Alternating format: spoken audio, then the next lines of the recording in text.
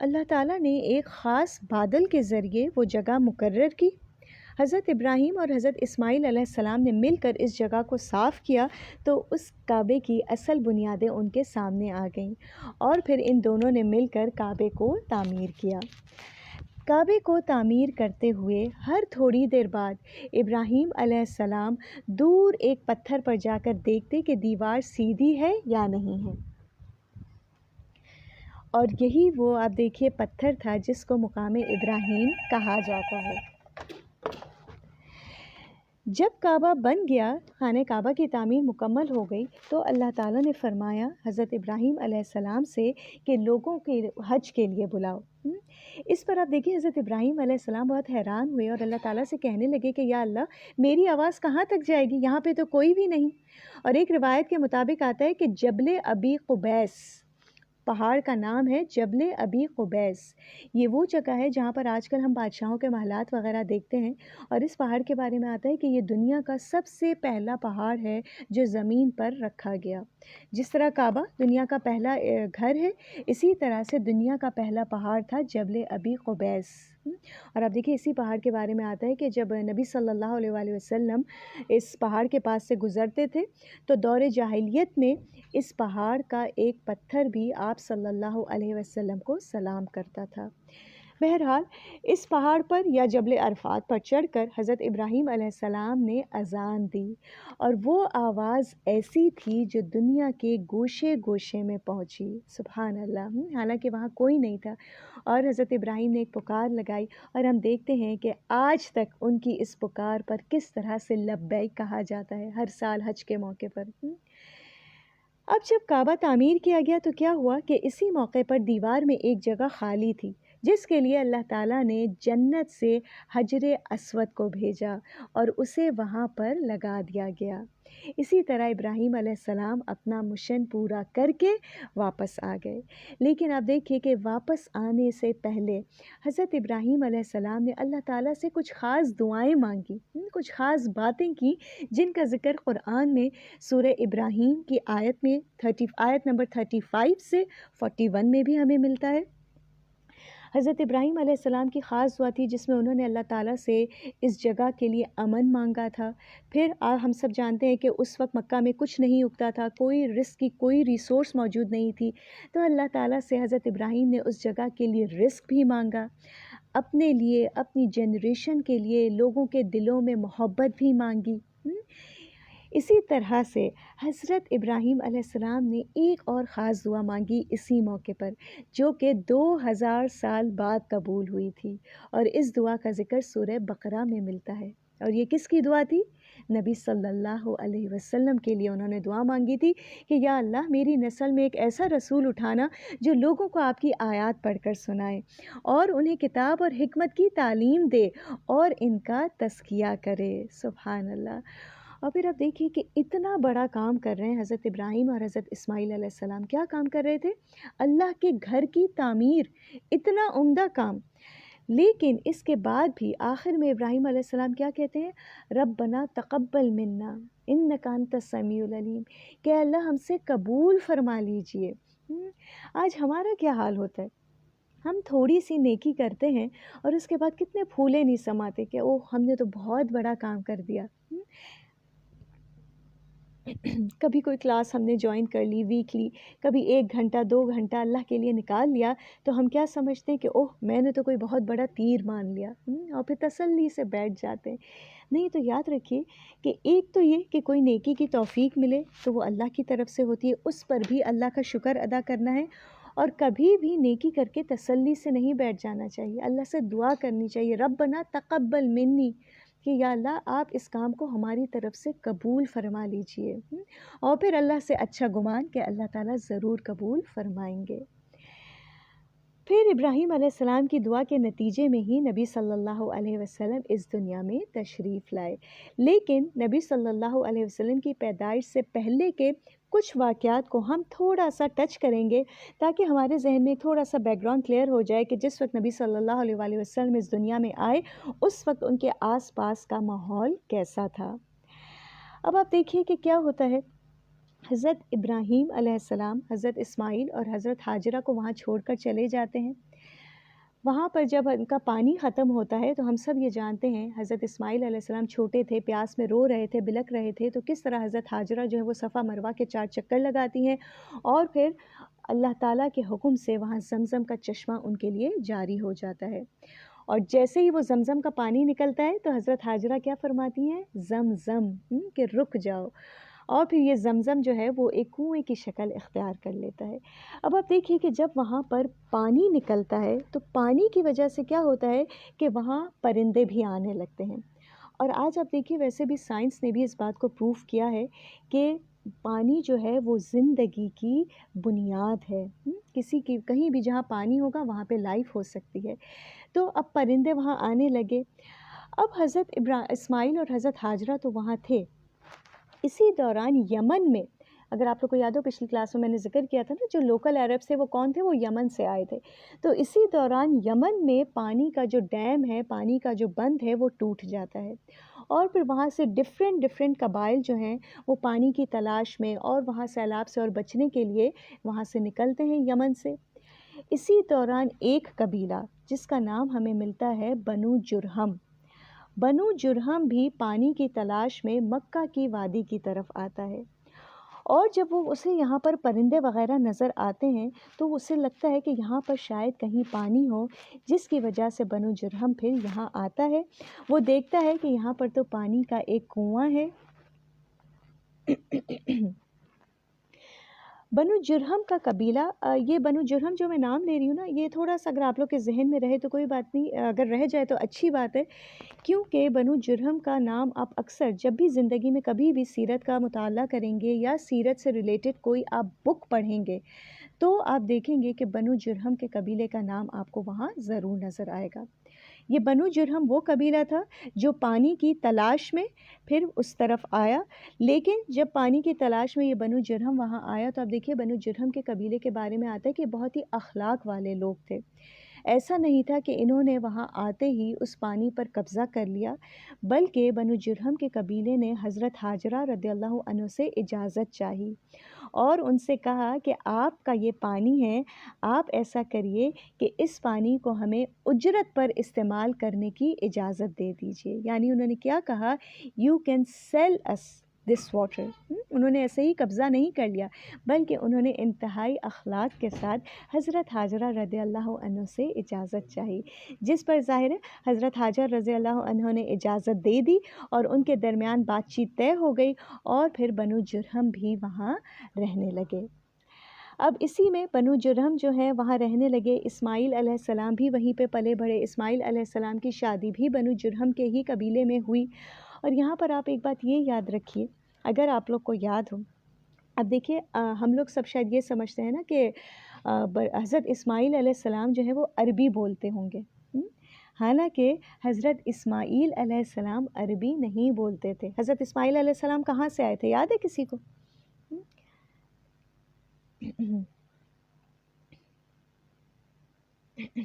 حضرت اسماعیل علیہ السلام لوکل عرب تھے یا کہیں سے آئے تھے؟ یاد ہے حضرت، میں نے لاسٹ کلاس میں اگر آپ لوگ کو یاد ہو تو بتایا تھا، حضرت اسماعیل علیہ السلام جو ہے وہ عربی نہیں بولتے تھے، ٹھیک ہے، عربی زبان تھی بنو جرہم کی۔ حضرت اسماعیل علیہ السلام چونکہ ان میں رہے، ان کی شادی انہی میں ہوئی، اسی لیے پھر حضرت اسماعیل علیہ السلام اور ان سب نے بھی عربی سیکھ لی تھی۔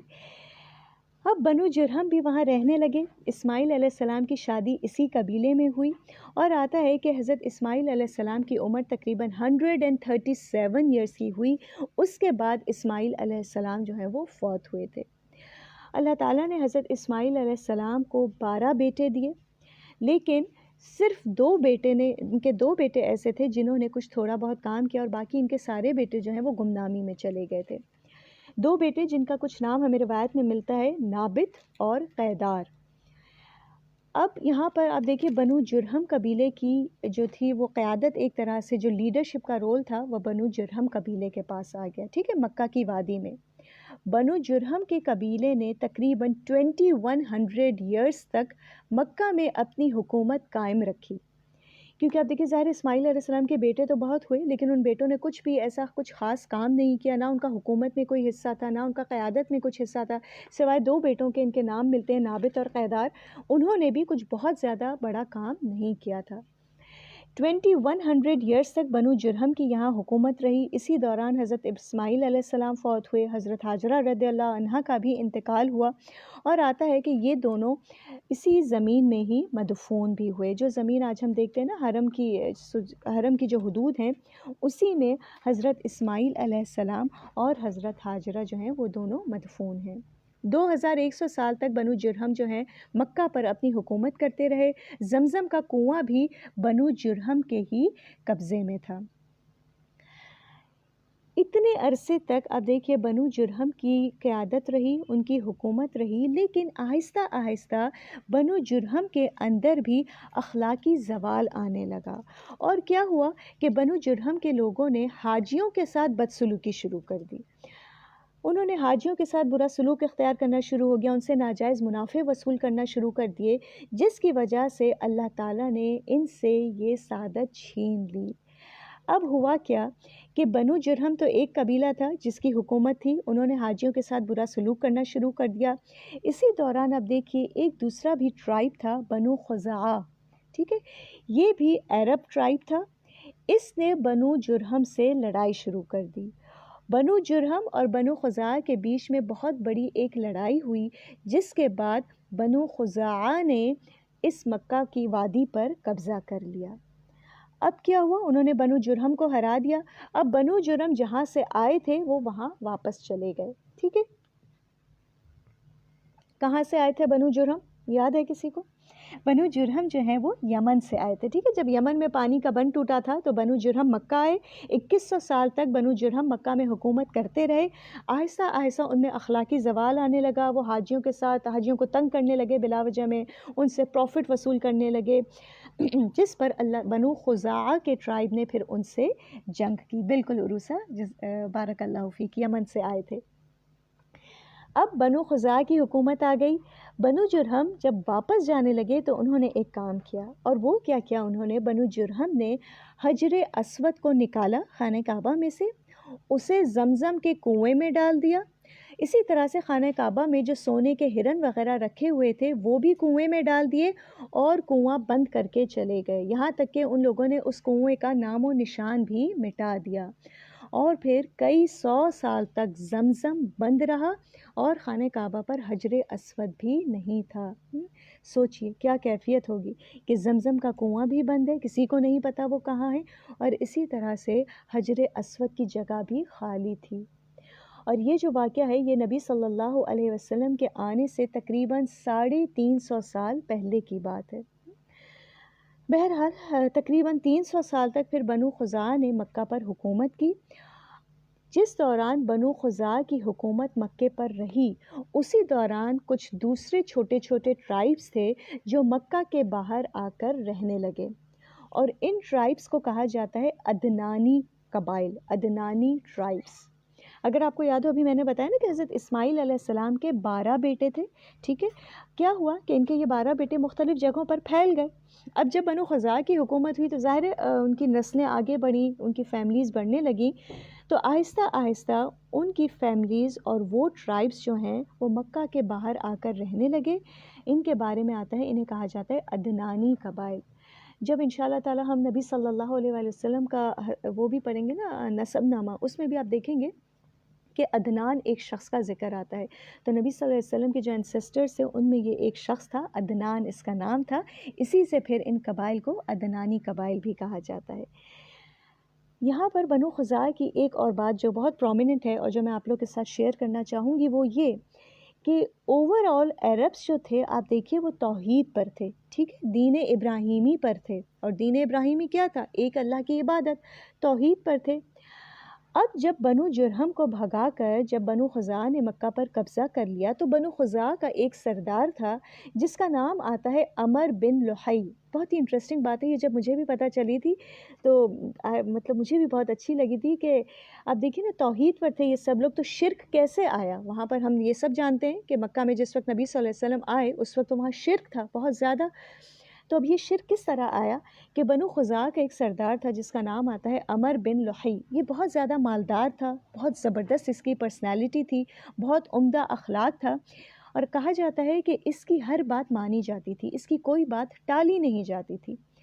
عمر بن لحی بزنس کے لیے ایک دفعہ شام گیا، تو اس نے وہاں جب وہ گیا تو دیکھا کہ وہاں تو لوگ جو ہیں وہ آئیڈلس کو پوج رہے ہیں، بتوں کی عبادت کر رہے ہیں.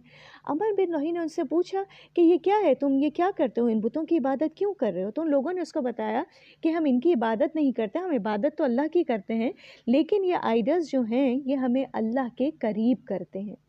عمر بن لحی کو یہ بات بہت اچھی لگی، بہت امپریس ہوا، اور شام سے واپس جاتے ہوئے اس نے کیا کیا، ایک بت اپنے ساتھ لے لیا، اور آتا ہے کہ اس بت کا نام تھا حبل. یہ بت اپنے ساتھ لے گیا، اور یہ وہ پہلا بت تھا جو مکہ میں لایا گیا. عمر بن لحی اس بت کو لے کر آیا اور اس نے کعبے میں یہ بت رکھ دیا، اور لوگوں سے بھی کہنے لگا کہ دیکھو اس کے ذریعے سے اللہ کا قرب حاصل کرو. اب کیا ہونا تھا، عمر بن لحی کے بارے میں نے بتایا نا کہ بہت زبردست پرسنالٹی تھی، لوگ اس کی بات مانتے تھے. جب اس نے لوگوں سے یہ کہا کہ دیکھو ان آئیڈلس کے ذریعے اللہ کا قرب حاصل کرو، تو پھر ظاہر ہے پھر لوگ تو اس کی بات مان گئے. اب کیا ہوتا کہ جب بھی لوگ حج کے لیے آتے تو وہ دیکھتے کہ یہ تو ایک آئیڈل رکھا ہوا ہے اور اس کے ذریعے ہم اللہ کا قرب حاصل کر سکتے ہیں، تو انہیں بھی یہ بات بہت اچھی لگی. اور ویسے بھی آپ دیکھیے ایسے کاموں کو شیطان بہت خوبصورت بنا دیتا ہے. لوگ آتے حج کے لیے اور وہ کہتے کہ ہمیں بھی ایسا بت اپنے ساتھ لے کر جانا ہے. عمر بن لحی نے ان سے کہا کہ تم لوگ مکہ کے پتھروں سے بت بنا کر لے جاؤ، اور اس طرح سے بت بننے لگے اور پورے مکہ میں پھیل گئے، اور یہاں سے پھر مکہ میں بھی شرک کی ابتدا ہوئی. اسی دوران عمر بن لحی کو پتہ چلا کہ حضرت نوح علیہ السلام کے وقت کے کچھ بت ہیں جو جدہ کے پاس کہیں ہیں. عمر بن لحی وہاں گیا اور وہاں سے بھی یہ ان بتوں کو لے آیا. ان بتوں کا نام قرآن میں بھی آتا ہے، ود سوا نامی بت یہ تھے جنہیں عمر بن لحی جدہ گیا، وہاں سے ان بتوں کو لے کر آیا، اور ان بتوں کو بھی اس نے لا کر کعبے کے اندر رکھ دیا. اب ہوا کیا، آہستہ آہستہ ہر قبیلے نے اپنا ایک خاص بت بنا لیا، اور وہ کیا کرتا، اس بت کو بنا کر کعبے کے اندر رکھتا جاتا. اور یوں ہی جب نبی صلی اللہ علیہ وسلم اس دنیا میں تشریف لائے تو اس وقت کعبے کے اندر ٹوٹل 360 بت رکھے ہوئے تھے. اور اسی طرح سے اب دیکھیے دین ابراہیمی جس کی بنیاد توحید تھی اس میں شرک آ گیا. تو یہ تھی مکہ میں شرک کی ابتدا، اور یہ کہاں سے ہوئی تھی؟ بنو خزاع کا ایک سردار تھا عمر بن لحی، وہ پہلا بت لے کے آیا تھا، اور پھر اس طرح آہستہ آہستہ مکہ میں جو ہے وہ شرک پھیلنے لگا. اب آپ دیکھیے کہ بنو خزاع کی حکومت مکہ میں جاری ہے، ٹھیک ہے. اسی دوران بنو خزاع کی اولاد میں ایک شخص پیدا ہوتا ہے، اس شخص کا نام آتا ہے قصی. بنو خزاع کی اولاد میں نہیں، یہ ان ٹرائبس میں پیدا ہوتا ہے جو مکہ کے باہر آ کے رہ رہے تھے، ٹھیک ہے، عدنانی ٹرائب. آئی ہوپ کہ آپ لوگ اس کو ریلیٹ کر رہے ہوں. اگر کہیں کچھ کنفیوژن ہو تو پلیز آپ لوگ پوچھ لیجئے گا، ٹھیک ہے. بنو خزاع کی حکومت مکہ میں ہے، لیکن اسی دوران مکہ کے آس پاس میں نے بتایا کہ عدنانی ٹرائبس جو تھے وہ آ کے بسنے لگے، اور ان عدنانی ٹرائبس میں ایک شخص پیدا ہوتا ہے جس کا نام آتا ہے قصی. اب ہم جو ہے نا آہستہ آہستہ نبی صلی اللہ علیہ وسلم کے شجرہ نسب کے قریب آتے جا رہے ہیں. قصی کا تعلق قریش قبیلے سے تھا، ٹھیک ہے. اور قریش کس کا قبیلہ تھا کوئی بتائے گا؟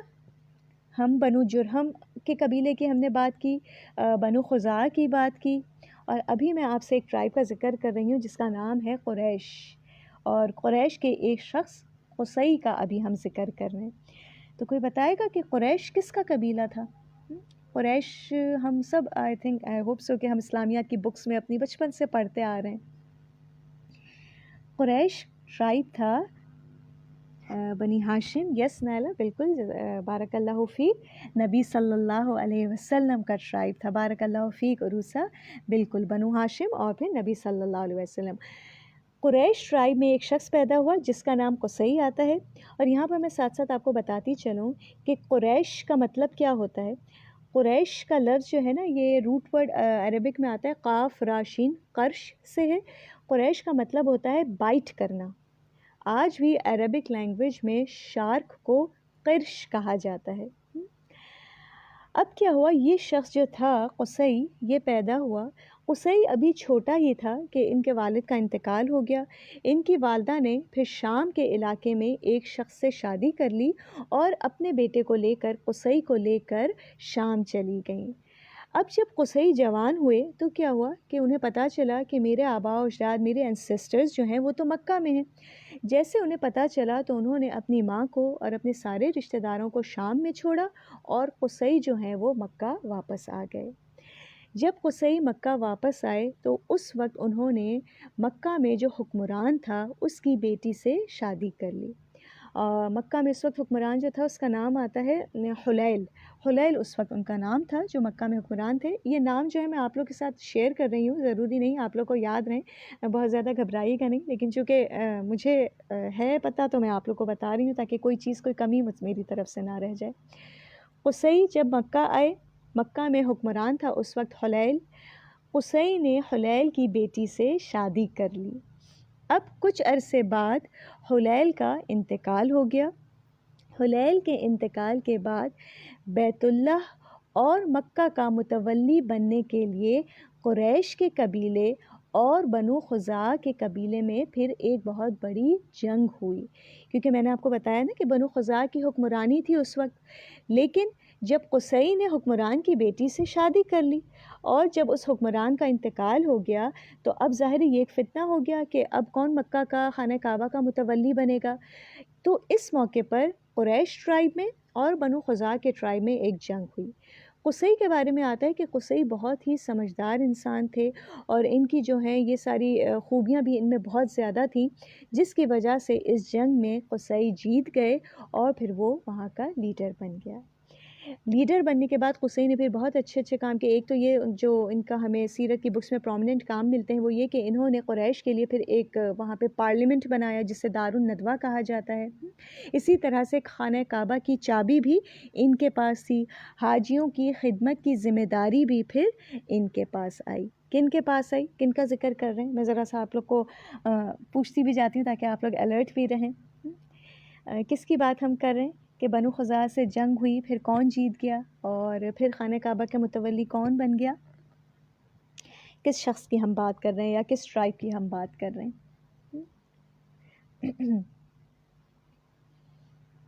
قصی، بارک اللہ فیک عروسہ، الحمدللہ الحمدللہ، بالکل بارک اللہ فیک نائلہ۔ قصی، ٹھیک ہے، اور قصی کا نام آپ دیکھیں گے جب ہم نبی صلی اللہ علیہ وآلہ وسلم کا شجرہ نسب پڑھیں گے تو اس میں آپ کو یہ سب نام ملیں گے، اور ان کو بتانے کا مقصد یہی ہے کہ ہم یہ جان سکیں کہ نبی صلی اللہ علیہ وآلہ وسلم کے جو انسسٹرز تھے وہ بھی کتنے خاص لوگ تھے، چنے ہوئے، ان کی پرسنالٹیز بھی کیسی تھیں۔ اب جو ہے قصی کے ہاتھ میں اتنی ساری ذمہ داریاں آ گئی، خانہ کعبہ کی چابی آ گئی، حاجیوں کی خدمت کرنا ان کے ذمہ آ گیا۔ قصی کے 6 بیٹے تھے، ٹھیک ہے، لیکن ان میں سے 2 خاص طور پر لیڈرشپ کی کوالٹیز رکھتے تھے۔ باقی ان کے بیٹوں کے نام بھی ہمیں اتنے نہیں ملتے، لیکن قصی کے جو 2 بیٹے تھے ان کے نام آتے ہیں عبد مناف اور عبد الدار۔ عبد مناف کا نام بھی آپ دیکھیں گے نبی صلی اللہ علیہ وآلہ وسلم کے شجرہ نسب میں۔ تو قصی کا ایک بیٹا تھا عبد مناف، جس میں یہ خوبی لیڈرشپ کوالٹیز جو تھیں بہت زیادہ تھیں، لیکن قصی نے کیا کیا کہ کچھ پوزیشنز، کچھ ذمہ داریاں اپنے بیٹے عبد الدار کو بھی دے دیں، کیونکہ وہ اتنا زیادہ ہوشیار نہیں تھا۔ ایسا ہوتا ہے نا، آپ دیکھیں کہ اکثر پیرنٹس بھی ایسا کرتے ہیں کہ دیکھتے ہیں کہ اگر کوئی بچہ ایسا ہے جو ذرا سا پیچھے کی طرف ہے، اس میں اتنی زیادہ کوالٹیز نہیں ہیں، تو وہ کیا کرتے ہیں کہ اس بچے کو زیادہ فیور کرنے لگتے ہیں۔ تو اسی طرح سے قصی نے بھی کیا کیا، بے شک زیادہ کوالٹیز عبد مناف میں تھیں، لیکن پھر بھی اس نے کچھ پوزیشنز عبد الدار کو دے دیں کیونکہ وہ اتنا ہوشیار نہیں تھا۔ اب کیا ہوا، عبد الدار کی وفات ہو گئی، عبد الدار فوت ہو گئے، تو عبد الدار کے ہاتھ میں جو ذمہ داریاں تھیں وہ ساری کی ساری پھر کس کے پاس آ گئیں؟ عبد مناف کے پاس اور ان کے بچوں کے پاس آ گئیں۔ عبد مناف کے بچوں میں سے ہی ایک بچہ تھا ہاشم۔ ان کا اصل نام ہاشم نہیں تھا بلکہ ان کا اصل نام تھا عمر، ان کا لقب جو تھا وہ ہاشم تھا۔ سبحان اللہ، آپ دیکھیے کس طرح ہم آتے جا رہے ہیں نا، سب سے پہلے ہم نے قصی کو دیکھا، پھر عبد مناف کو دیکھا۔ عبد مناف کی اولاد میں سے پھر ایک بچہ تھا جس کا نام تھا ہاشم، ٹھیک ہے۔ ہاشم کا بھی میں تھوڑا سا آپ لوگ کو بتاتی چلوں۔ اب دیکھیے کہ ہاشم کا لفظی معنی ہوتا ہے توڑنے والا، کسی چیز کو توڑنے والا۔ ان کا اصل نام تو عمر تھا، لیکن ان کا لقب ہاشم پڑ گیا۔ اور وہ کیوں؟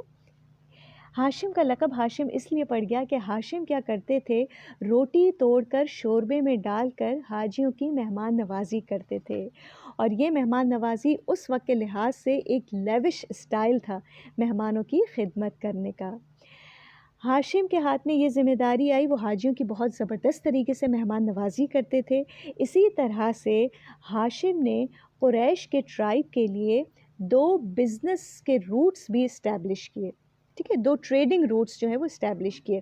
انہوں نے کیا کیا کہ سردیوں میں یمن کی طرف جاتے تھے بزنس کرنے کے لیے، اور گرمیوں میں شام کی طرف جا کر بزنس کیا کرتے تھے۔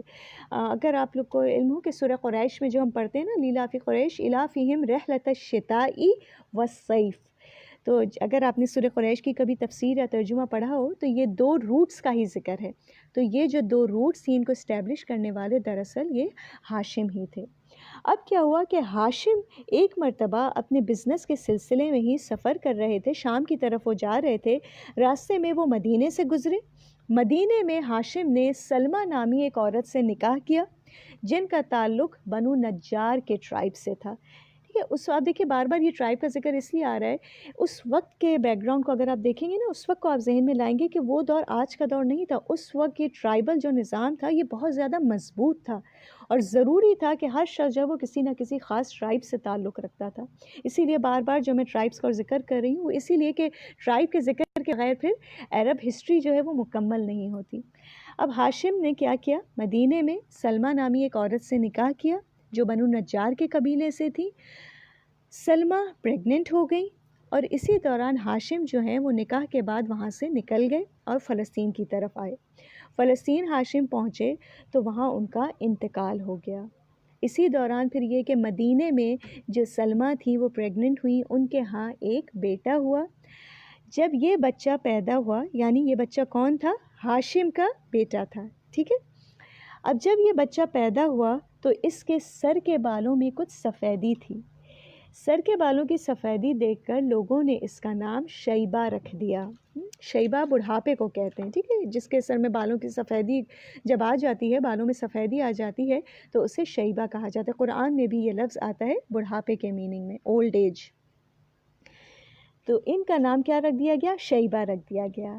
اب کیا ہوا، اب دیکھیے کہ ہاشم کے جو رشتہ دار مکہ میں تھے انہیں یہ تو پتہ چل گیا کہ فلسطین میں ہاشم کا انتقال ہو گیا ہے، لیکن وہ یہ نہیں جانتے تھے کہ مدینے میں ہاشم نے نکاح بھی کر لیا اور ان کے ہاں ایک بیٹا بھی ہوا۔ تقریباً 10 یا 12 سال کے بعد، 10 یا 12 سال گزر جانے کے بعد یہ خبر ملی ہاشم کے بھائی کو۔ ہاشم کے بھائی کا نام تھا مطلب، ٹھیک ہے۔ تقریباً 10 یا 12 سال کے بعد ہاشم کا بھائی مطلب کو یہ پتہ چلتا ہے کہ ان کی ایک بھابھی ہے، ان کا بھتیجا بھی ہے جو مدینے میں ہے۔ اب جب مطلب کو یہ پتہ چلتا ہے تو قبائلی نظام کے تحت انہیں یہ بات بہت ناگوار گزرتی ہے، کیونکہ جیسا کہ میں نے بتایا کہ ٹرائبل نظام اس وقت بہت زیادہ مضبوط ہوا کرتے تھے، ٹھیک ہے۔ مطلب کے لیے یہ بات بہت زیادہ بے عزتی کی تھی کہ ان کے خاندان کے لوگ جو ہیں وہ اس طرح سے ادھر ادھر بکھرے ہوئے ہیں۔ لہٰذا مطلب نے کیا کیا، اپنے بھتیجے کو لینے کے لیے مدینہ گئے، اپنی بھابھی کی اجازت لی اور اپنے بھتیجے کو لے کر مکہ آ گئے۔ یہاں پہ بہت ہی انٹرسٹنگ بات، مطلب گئے اپنے بھتیجے کو لینے، ان کے بھتیجے کا نام شیبہ تھا، ٹھیک ہے۔ اب جب مطلب اپنے بھتیجے کو لے کر واپس مکہ پہ انٹر ہو رہے ہیں، اس وقت وہ اونٹ پر تھے۔ جب ان کا اونٹ مکے میں داخل ہوا تو لوگ یہ سمجھے کہ مطلب نے اپنے لیے کوئی غلام خرید لیا ہے، کیونکہ ظاہر مکہ میں تو لوگوں کو اتنا نہیں پتہ تھا کہ ان کا بھتیجا ہے۔ وہ سمجھے کہ مطلب نے اپنے لیے کوئی غلام خرید لیا ہے، اس لیے لوگوں نے اس بچے کو نام دے دیا عبد المطلب۔ عبد کا مطلب ہوتا ہے غلام، یعنی عبد المطلب، مطلب کا غلام، سبحان اللہ۔ اور یہ کون تھے، یہ عبد المطلب، جن کا اصل نام تو شیبہ تھا، لیکن ان کو لوگوں نے غلام سمجھا مطلب کا اور ان کو عبد المطلب کہنے لگے۔ یہ کون تھے عبد المطلب؟ کوئی بتائے گا عبد المطلب کون تھے؟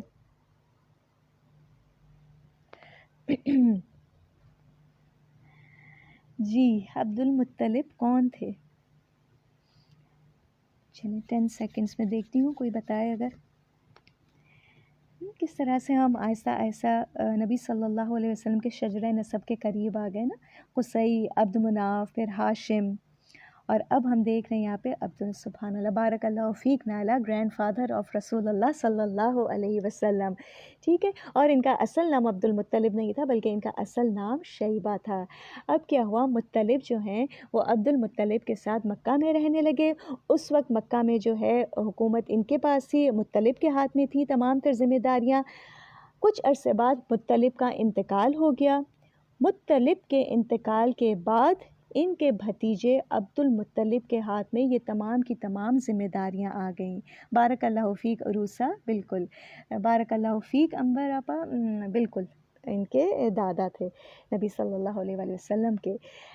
اب مطلب کے انتقال کے بعد مکہ کی جو ذمہ داریاں تھیں، حاجیوں کی خدمت کی اور باقی اس طرح کی بڑی بڑی جو رسپانسبلٹیز تھیں وہ عبد المطلب کے پاس آ گئیں. اختیارات جو تھے سارے وہ عبد المطلب کے پاس آ گئے.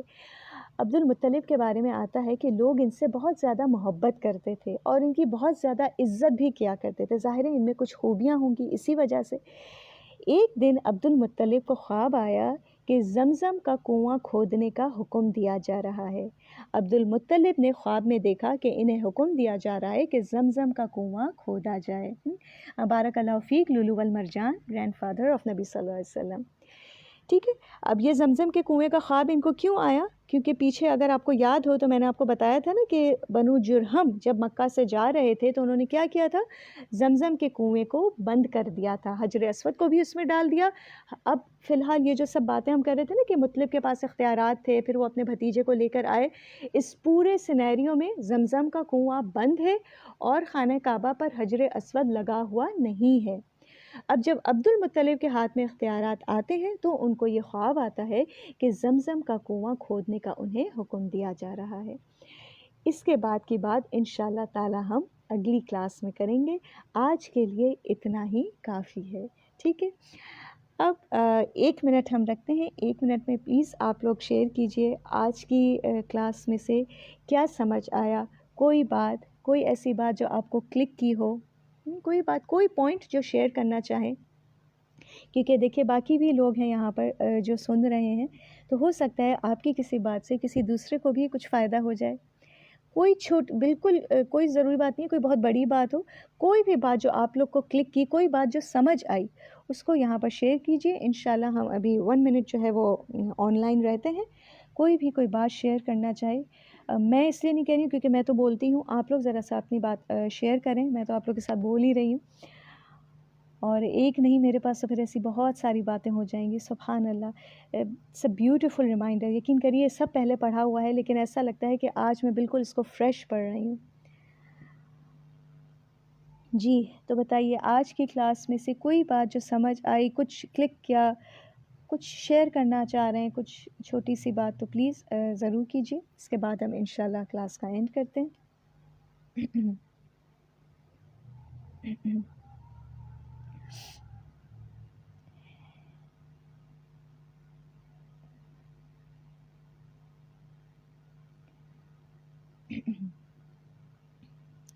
مجھے تو ایسا آج کے سینیریو کے لیے بھی اتنے سارے لیسنز اس میں سے ملتے ہیں. آپ دیکھیے کہ حضرت حاجر کی تربیت کا ہی تھا کہ کس طرح کیا حالات تھے اس وقت. بیاباں وادی تھی، کھانے پینے کو کچھ نہیں. اللہ تعالیٰ نے ہمیشہ اخلاق کے اعلیٰ لوگوں کو عزت اور لیڈرشپ کے لیے چنا. بالکل بارک اللہ فیک لولو والمرجان، بالکل صحیح کہہ رہی ہیں. ایسے لوگوں کو چنا جو اخلاق میں آلریڈی بلند مرتبے پر فائز تھے، اور خاص طور پر نبی صلی اللہ علیہ وسلم کے شجرہ نسب کے لیے. بالکل. اور اب دیکھیے کہ حضرت حاجرہ جو تھیں وہ اللہ کی چنی ہوئی تھیں. اللہ کے حکم سے حضرت ابراہیم نے ان کو وہاں چھوڑا تھا.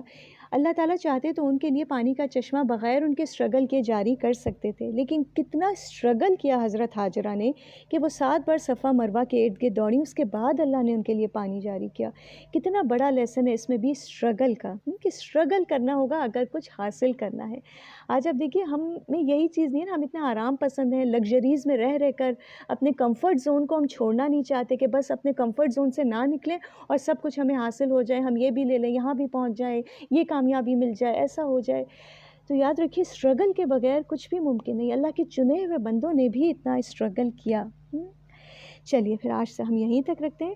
اللہ تعالیٰ سے دعا ہے کہ اللہ تعالیٰ ہمارا سننا سنانا اپنی بارگاہ میں قبول فرمائے. جو وقت ہم یہاں لگا رہے ہیں اللہ تعالیٰ آپ سب کے میرے ہم سب کے اوقات میں برکت دے. خاص طور پر جو آج کے حالات ہیں اللہ تعالیٰ ان حالات میں ہمیں تھام کر رکھے. آپ دیکھیے وہ بہت جو ہے انسرٹن حالات ہیں, بہت زیادہ ایک فیئر ہے.